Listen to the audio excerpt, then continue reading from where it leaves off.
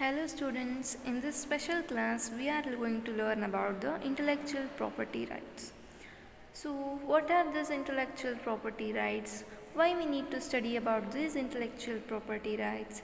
See, as a student it is very much necessary for you people to know about this intellectual property rights. These are the exclusive rights given for a creative invention. So what may include a creative invention? Example, if you come up with any kind of new method of accounting, new design of a product, or if you invent any new fabric, new instrument, new chemical structure, for all these things to forbid this from copying of others, okay? To protect your invention, to protect your creativity, you need this intellectual property rights. If you are granted with these intellectual property rights and after someone copies your invention or your creativity means, you will be capable to sue against those people for your invention, okay? This is about the intellectual property rights. And first let's look after the governing body of this intellectual property rights. These intellectual property rights are governed by the WIPO. WIPO is nothing but the World Intellectual Property Organization, which was set up in the year 1967. And this organization is a specialized agency of United Nations where its headquarters is located at Geneva. The one more notable thing is that for this World Intellectual Property Organization, currently there are 193 member countries. So India is also one among this World Intellectual Property Organization. The main motto of this World Intellectual Property Organization is that to balance and access for the intellectual property rights and to reward the creative innovation, okay? See, as I said, World Intellectual Property Organization every year April 26 is celebrated as the Intellectual Property Day, and the previous Intellectual Property Day's motto was Intellectual Property and Youth. The main motto of the previous Intellectual Day was the Intellectual Property and Youth. See, it is based on the youths. So, and the thing is that for a better future, innovating for a better future was the tagline of this day. April 26 is the day where the Intellectual Property Rights Day is observed.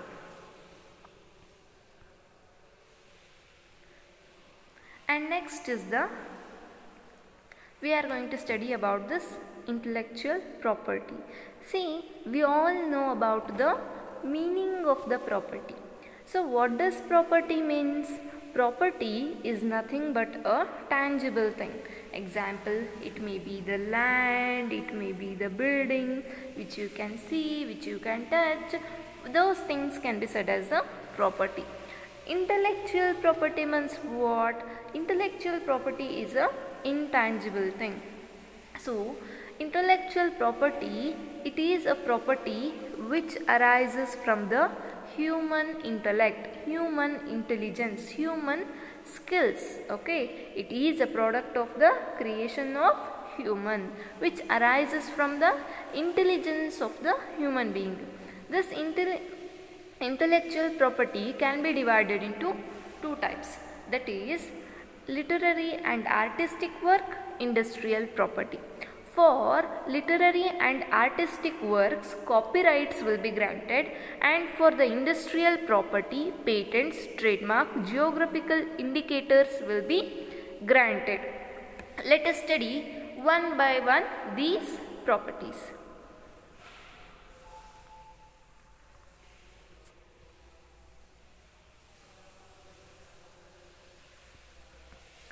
First, let us learn about the patents. So what are these patents? The patents design and governing act was existence in India since from the year 1911. Later, with the amendment, the Patent Act of 1970 came into existence in India. Even today, the patents are governed by this Patent Act of 1970 itself. This Patent Act of 1970 went into some amendments in the year 2005, where the new rules and regulations were added, and in the 2017 also some amendments were made. So where the patents extended to the field of technology also, for food, for drugs, chemicals, microorganisms, for all such things patents were extended. So patents, what is the meaning of this patents? Let us see.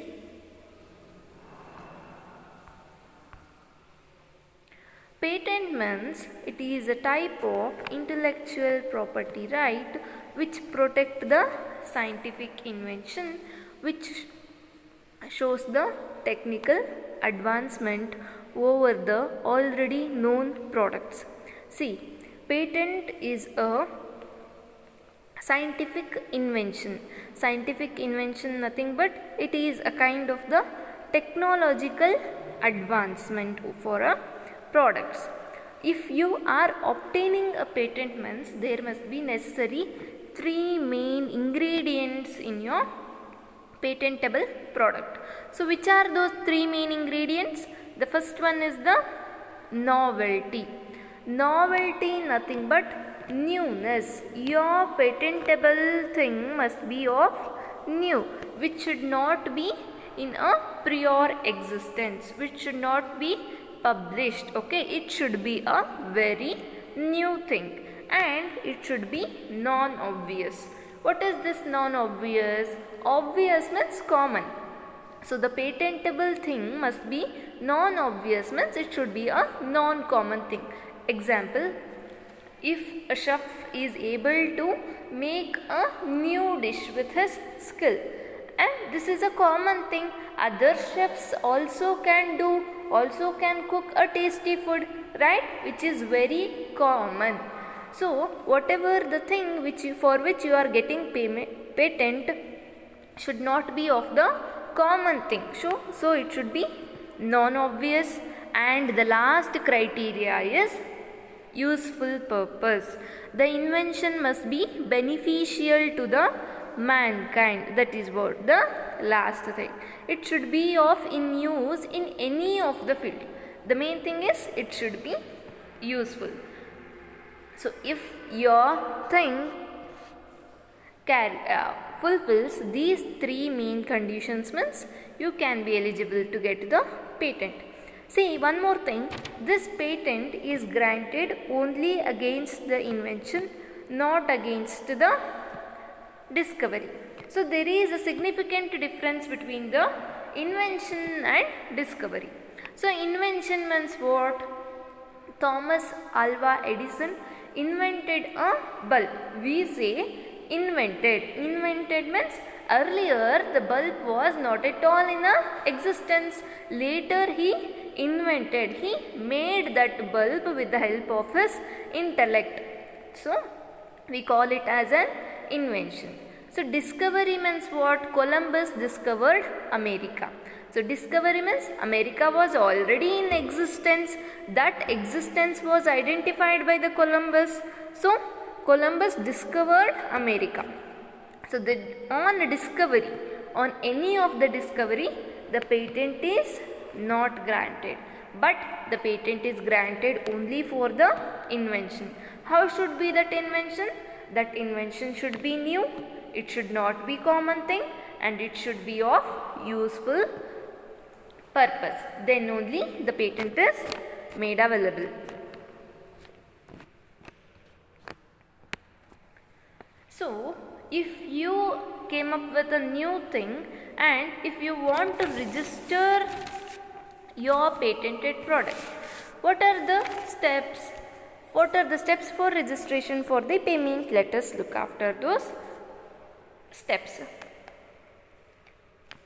The first step is the file preparation. File preparation means you will briefly describe about your invention. So what it is, how does it work, what are the things needed to create it, etc. You briefly describe your work. That is what the first stage, that is file preparation. And the second stage is file review.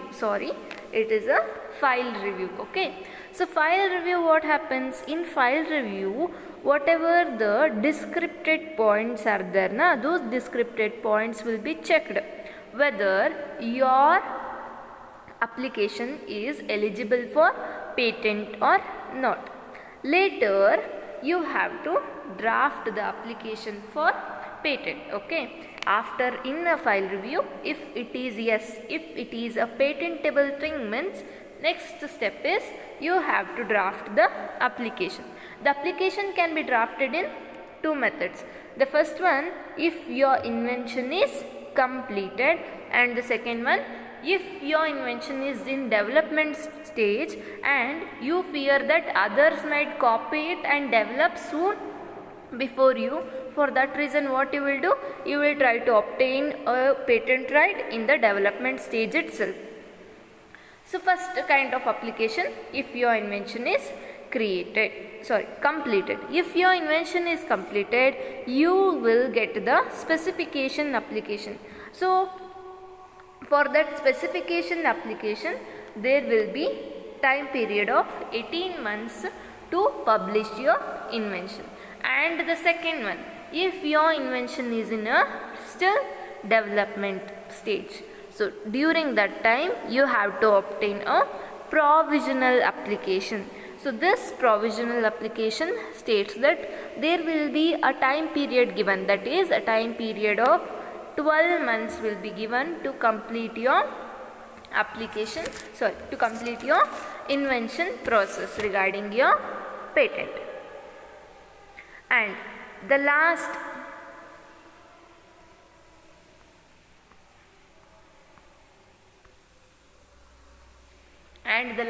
step is examination request. See, in this examination request, what happens means your patentable product will be tested. Okay, so whether it is useful or not, whether it is unique or not, if there is any objection for that, the objections will be raised and you have to answer all such objections. Later only a patent certificate will be granted for you. So this is the process. And next is the lifetime and duration of the patent. The once you obtain patent on your creation means it will be valid up to 20 years. So 20 years from the date will be counted from filing of the application itself. Okay, so the total time period once you obtain any patent means it will be the time period for 20 years. And next thing, as I said, patent. So what are the things on which you can get the patent? That is any of the business methods. If you invent any computer software, computer hardware, games, machines, jewelries, magic tricks, music instruments, perfumes, sport goods, all these are the eligible things for patenting. Okay, next, there are few lists which also can't be patented. The list which can't be patented includes the mathematical formulas, substance found in the nature. So substance found in the nature becomes the discovery, not an invention. Some of the scientific principle, surgical methods, invention whose purpose is criminal, all such things can't be patented or can't be commercialized. Okay.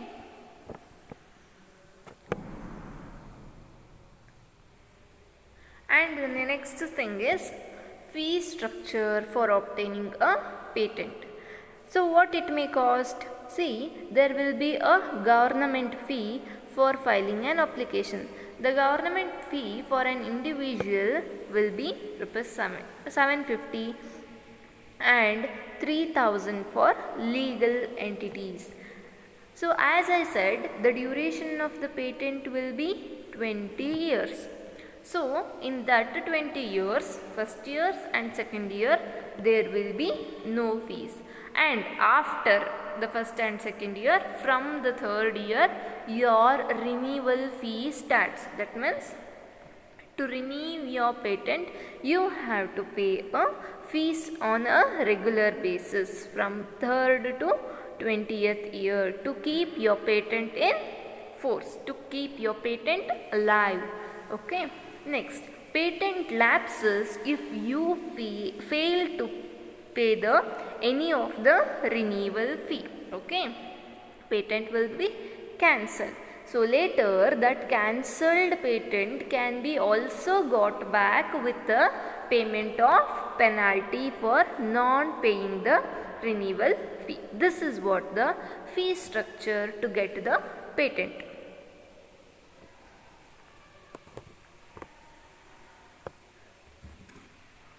Next, one more interesting topic is the patent infringement. So what is this infringement?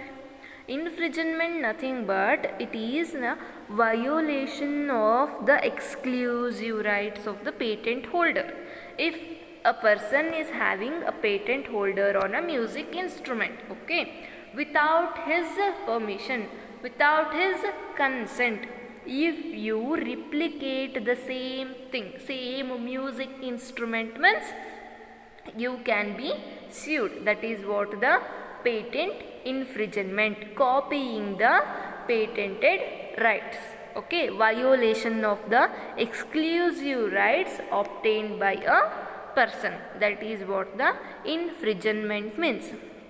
So as we have already discussed the meaning of the patent. Patent right means nothing but a exclusive right granted by an government. For whom it is granted? It is granted to an inventor for his invention for a limited period of time, that is up to 20 years. For a limited period of time, an exclusive right is granted to an inventor from a government. That is what the patent right. So violation of this right can be said as an infringement. So I have come up with a new recent infringement case. That is, the case went between Pepsi company and some of the farmers in Gujarat. So the very interesting case is, this case was filed 2 years back in the year 2019. So what is this case? See, Pepsi company sued against the Indian farmers. Pepsi company sued against the Indian farmers for cultivating the FC5 potato variety. FC5 potato variety. What is this FC5 potato variety? It is a special variety of potato for which the Pepsi company has gained a patent right. So these are the potatoes which have consisted of lower moisture content, which is required to make the snacks such as potato chips. So what the potato chips you see? So those potato chips are prepared from the FC5 variety of potato.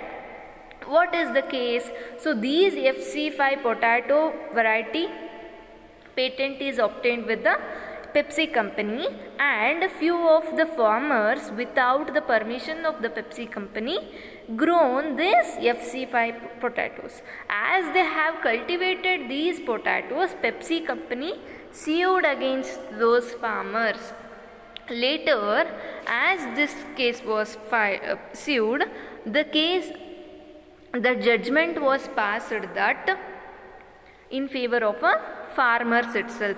Why? Because in India the seeds are not allowed to patent. Okay, the seed varieties can't be patented in India. For that reason, Indian farmers were the winners of this case. Hope you got the meaning of this infringement and a recent case of the Pepsi company and the farmers of Gujarat.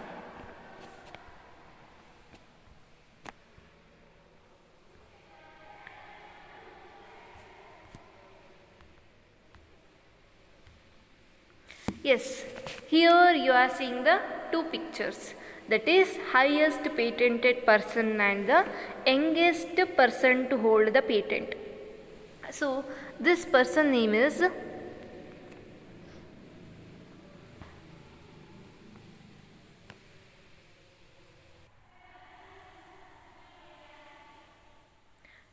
his name is Gurjit Singh Sandhu. He holds the highest patent, that is patents of 1375 patent rights. He is holded by this person and he is a electrical engineering working at Micron. So what are the things for which he granted a patent?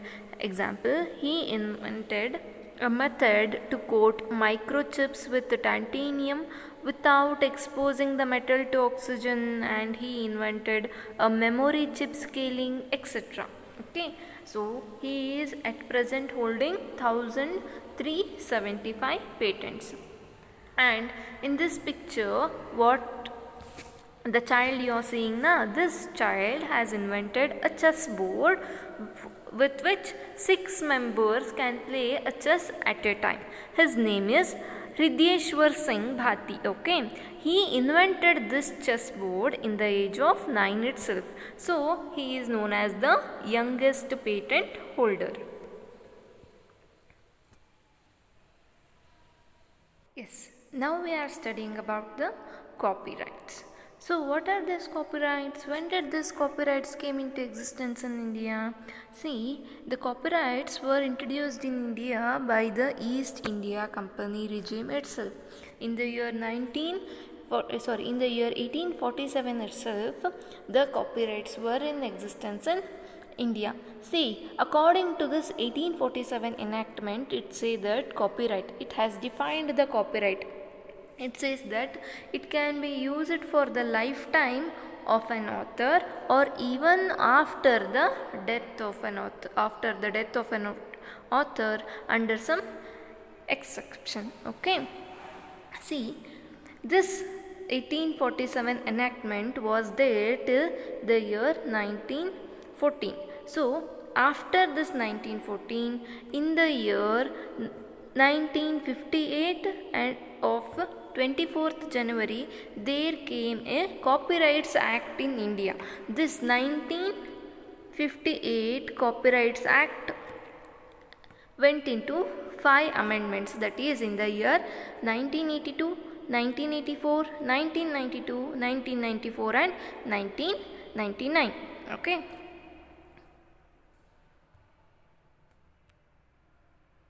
Now let's look after the meaning of this copyright. We already know that copyright is a protection or a right given for a person against the artistic or the literary works, right? It is a right against the artistics and literary works. So let us see the meaning of this copyright. So it is a protection to the unique expression of ideas of artistic works or the literary works. To say in other simple words, it is basically right to copy. What is this right to copy? If someone is copying your original work, means you have written some book. If someone is copying the sentences or the words which you used in your book, means he have to copy only with your permission itself. If not, that person comes under the plagiarism. Okay. This is what the meaning of this copyright. So as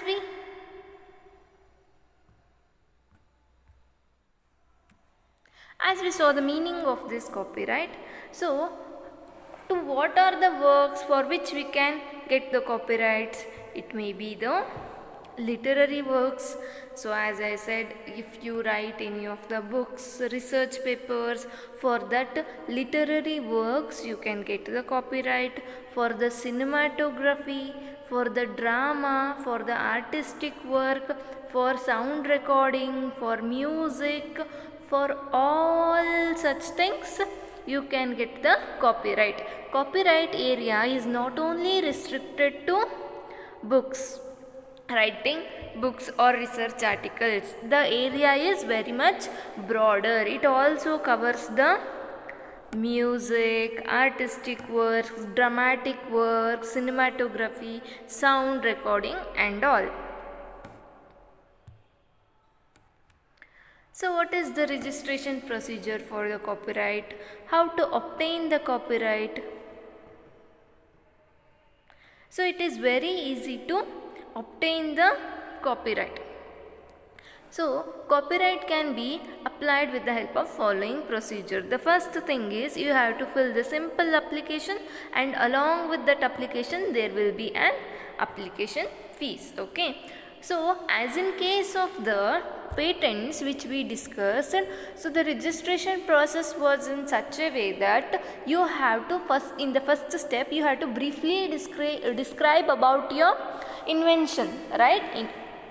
In this copyright you need not send about the work of you. So example, if you have written any research article, if you have created any music, for such things you need not describe them or show them your work, what you have done. Okay, the procedure is you have to take the application form and fill the application fee. And one more thing in this copyright, so it may appear with the same title, but if each work has been created independently, each will have its own copyright protection. So it is believed that, example, if there are two persons and these two persons are studying about the single thing, that is the effect of drugs on patient. Effect of drugs on patient anna ಇಬ್ಬರು study ಮಾಡಿ ಒಂದು research ಆರ್ಟಿಕಲನ್ನು ಬರೀತಿದ್ದಾರೆ. So both the titles are same, both can get the copyright.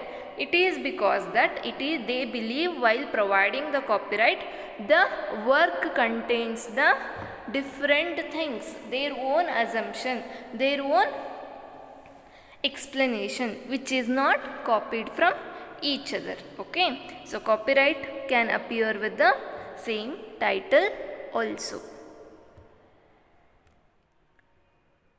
So what is the duration and lifetime of this copyright? See, in case of the literary works, dramatic works, musical or artistic work, the lifetime of the copyright will be lifetime of an author who have written it. That means till what date the author lives, till that date, and after the death of the author up to 60 years there will be a copyright. Okay, and next, in case of some other works, that is cinematography films, sound recordings, some of the photographs, some of the posthumous publication. So posthumous publications means nothing but the publications which are made after death. Okay, some of the anonymous or pseudonymous publications. Pseudonymous publication means these are the publications which are still under the conceptual framework. Okay, so yet it is not there in a reality. A conceptual framework, there are some works. So those conceptual frameworks can come under this pseudonymous publication. Some of the works of the government, international organization, all these can be protected up to the period of 60 years from the date where they got the copyright. Okay, so this is about the duration and lifetime.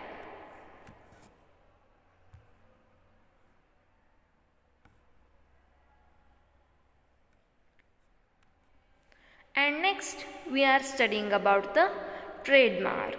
So this trademark history dates back to the year 1860. Okay, before the present act there was a trademark act in the year 1860 itself.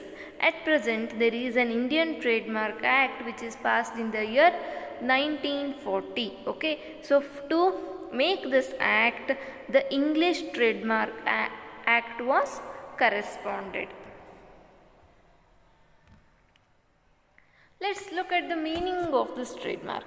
What is this trademark? Let me explain you something.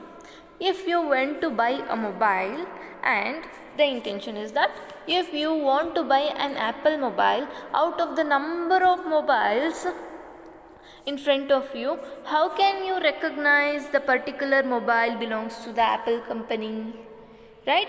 It is because of the logo of the company you can recognize it is an Apple mobile. So, trademark is such a thing which is useful for distinguishing a company's products from the other company's products.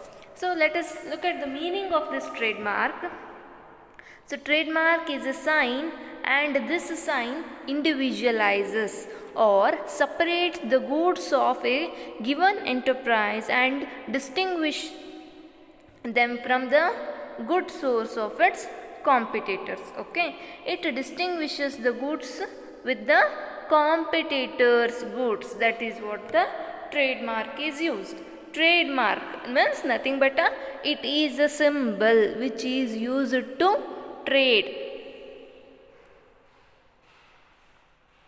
See, here you are seeing the trademarks, that is paper boat.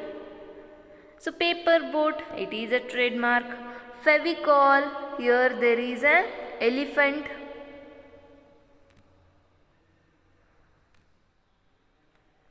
Here there is an elephant and a word Fevicol and a picture. This is a trademark. Trademark can be classified into two types, that is the registered trademark and the unregistered trademark. See, the registered trademark will always consist of the symbol R in a circle, and also there is an unregistered trademark, and this unregistered trademark consists of letters TM. See, in this picture, paper boat, you can see the word TM here. TM nothing but the unregistered trademark.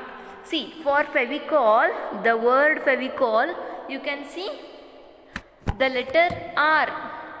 So, it is a registered. And for the logo also, trademark logo, means an elephant binded with the Fevicol. This is the logo, and this logo is also registered. And again there is one more symbol, and this symbol is not registered, so they have given it in TM. TM means unregistered, R means registered trademark. SM means what? SM means nothing but simply it is also an unregistered service trademark. These are for products. TM is used for the products and SM is used for the unregistered service trademarks. So, we also saw some of the trademarks, and what are all the things which can be included in the trademarks? The trademarks can contain the names. See, here there is a Nike. So, this is a name of the company. So, it may also contain the domain names. Okay. And it can contain the images. See, Adidas, you can see the images. It may contain some of the symbol, that is in Nike there is a right mark, this is the symbol. In Maggi, this is the symbol. It can contain some of the logos. So Apple, a logo. It can contain some of the slogans. Example, KFC, finger licking good. So it is a slogan or some of the face. It may be some of the color combination. It may be the product design. So product design example, a glass Coke bottle. So Coke bottle, so its design, the bottle of the Coke's design can it a product design, product packaging, example Kinder Joy packaging, it is different from other chocolates packaging, right? So all these come under the trademark. All these can be registered. So one more thing I just wanted to clarify you here, that so as we saw the registered and unregistered trademarks. So in India there is no compulsion that the trademark should be registered. The trademark can also remain unregistered. So if it is a registered, what is the benefit? If it is the registered, it will get the statutory benefit under the Trademark Act to sue against the other people if they copy the same mark of the company. And for the unregistered trademarks, so unregistered trademarks are those which are the marks which are carried by a company for a long time. As the company uses the same marks for the long time, they will get some reputation out of those marks, and from that reputation it will be officially registered, okay, not legally but officially registered. As such marks will be officially registered, they will get the protection under the common law, okay. They will get protection under the unregistered trademarks get protection under the common law, but they will not get any statutory benefit, okay. This is what the significant difference between the registered and unregistered trademarks. So you already discussed that what are all the things the trademark includes. And next we are dealing with the one trademark infringement case. So you already learnt what is this infringement is. Infringement is nothing but the violation of certain thing. So violation of a trademark can be said as infringement. So there is a case which is registered recently, that is Mega Fruit Processing Private Limited. So this company has obtained some of the intellectual property rights for producing various cool drinks. So among that various intellectual property rights, it is also one right that the Mega Fruit Processing Company Limited produces Bindu and Bindu Jeera Masala's Fizz Jeera. This is a product of Mega Fruit Processing Private Limited, okay, and it sells its products in Karnataka and Andhra Pradesh. It is sued against the two companies. The two companies are from Mangalore and Andhra Pradesh. One company is Bestro Beverages from Mangalore and another company is Aqua Industries from Andhra Pradesh. So the Mega Fruit Processing Private Limited said that these two companies are using the trademark of the Bindu Jeera and selling their own products, okay. They are selling their own products by the name of Bindu Jeera. So the court case is still pending, that is the inquiry is still going on. This is the recent trademark infringement case.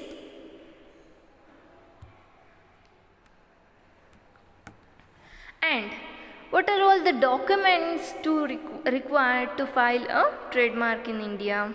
The first is trademark logo or copy. So what are the things for which you are making a logo, what symbol you are using, what words you are using. So the copy of that and the applicant's details like name, address, nationality, company, etc. the goods or the services register means if they are producing any pharmaceuticals means those pharmaceutical registers and digital signature of the certificate, date of first use of trademark in India if they have already using that trademark, and power of attorney.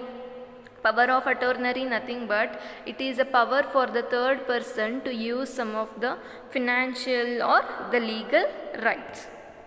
The power of attorney, all these are the things which are required for a trademark in India. And next is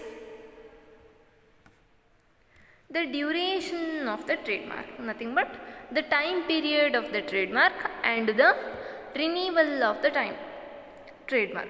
So, under the Trademark Act 1999, the duration and the registration in India is 10 years. If you once registered your trademark, it will be up to a period of 10 years, okay, and after the 10 years you can you can get the renewal option for your trademark. The renewal option will be obtained for further 10 years period, okay, by paying the renewal fees. So, let us see the renewal procedure. So, a trademark's validity is limited up to 10 years, as I said. After that, it must be renewed if you want to continue with the legal protection of your asset. So, even after the 10 years, if you wish to protect your asset, you can go with the renewal option. So, how to renew? The trademark renewal request must be filled within the 6 months before the expiry of your actual trademark registration, okay, and for that you will receive a notice or a reminder of the expiry of your trademark registration. The letter will include the condition of the expiration and the payment of fees required for trademark renewal. So when will this letter be, you will get this letter before 6 months for the expiry of your actual registered trademark. So there is an option for renewal. Renewal can be made after first 10 years and there will be no renewal fees for second year, third year as in case of the patents. There will be renewal fees at the end of the 10 years itself, okay.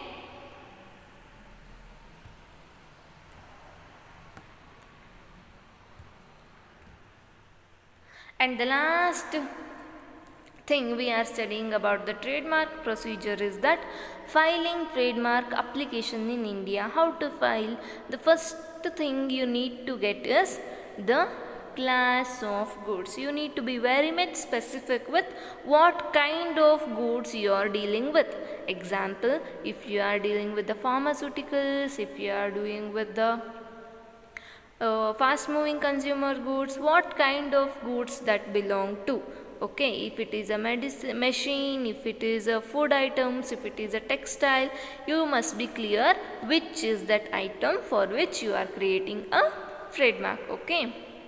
For different products there are separate applications to be required.